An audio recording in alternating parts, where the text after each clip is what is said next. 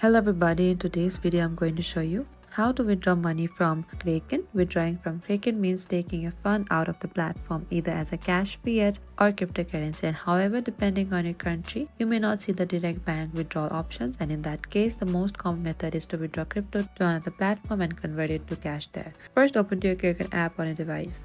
Over here, you need to go to your portfolio on the bottom and tap on the transfer in the bottom left and simply tap on the withdraw cash there and make sure to verify your KYC, and you can also choose the cryptocurrency after that. While you proceed, select the USDT or another crypto you want to withdraw and click down your address, paste your wallet or exchange address, confirm via email or security verification and enter your amount and confirm, and then you can withdraw it successfully. And it may usually take a few minutes to an hour. Fund will appear in your wallet, and in Nepal this option is usually not available as well. And that is it. This is how you can withdraw money from Kraken. Thank you for watching this video. I hope I could help you. If you have any queries or confusion, please comment down below and we will reach out to you very soon.